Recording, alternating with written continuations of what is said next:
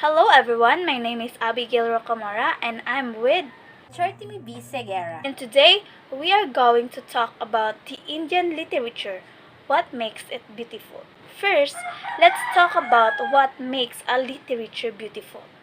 Have you been in your happiest, saddest, grateful, tragic, mysterious and meaningful moment of your life? Well, these are the parcel of being human. They should never be taken for granted since these will give human a significant experience that may change his point of view or outlooks in life. Literature teaches us many things, from a very simple lesson to more complicated or complex realities of life. Many short stories, novelettes, or poems are inspirational that many people try to emulate the good things being reflected in the story. As Rene Descartes had quoted, the reading of all good books is like a conversation with the finest men of past century.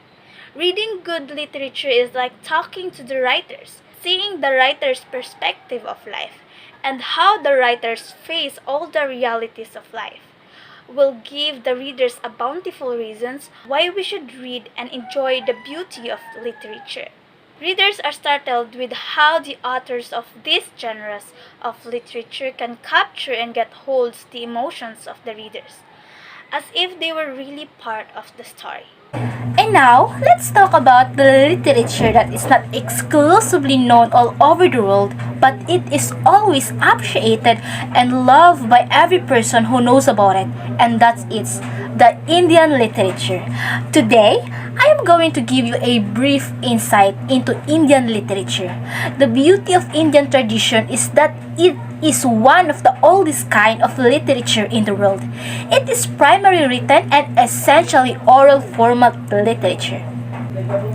Usually, the language was used to compose songs, recite poems, and later was slowly converted as a written form. One among such kind of literature is Sanskrit literature, which is very close to India's heart. It later has been used to create many languages. With over 22 official languages, the country has produced literature from all the languages. However, the earliest form of literature majority consists of texts in the Sanskrit language.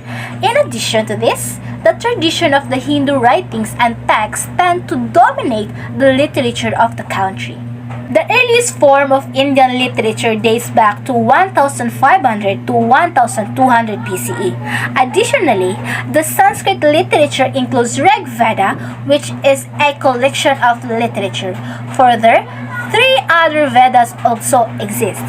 The Indian literature also includes works like epics such as the Ramayana, the Mahabharata, and etc.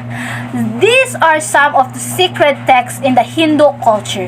The list of Hindu literature is never-ending list. However, with the passing of time, literature from different languages also came into existence.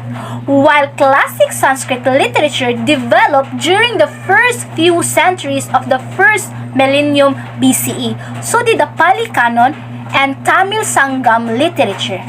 Additionally, the Tamil Sangam literature is also an integral part of the Indian literature since the very ancient times. It spans over more than 2,000 years now. It is additionally known for its poetic nature, the philosophical text as well as the secular vision of the writers. The work of Tamil writers is inclusive of the social, economical as well as political aspect of the Tamil society. Additionally, the Tamil Sangam literature is mostly by people belonging from South India. The oldest work of literature which is able to survive from that period is Tolkappiyam, a work on the grammar of Tamil. Moreover, the Tamil Sangam literature that is known to the historian today is known to evolve during the Third Sangam. So, in conclusion, India as a country plays an integral and significant contribution to the literature world. The classics are forever that though they are supposed to have happened a long time back. We can relate that to the present day aspect. We can compare the classic of Indian literature with present day or in the future to analyze or to understand what is happening actually. We can also argue on that point that the world is changing and how we can still hold on to ancient literature. But situations are the same though. Everything else is changing. Indian classics are important to analyze the world irrespective of the time. Indian classics are important to analyze the world irrespective of the time we live in. It can always help you in some ways or other to deal with things or to understand this world better. Once again, my name is Abigail Rocamora. Thank you and goodbye.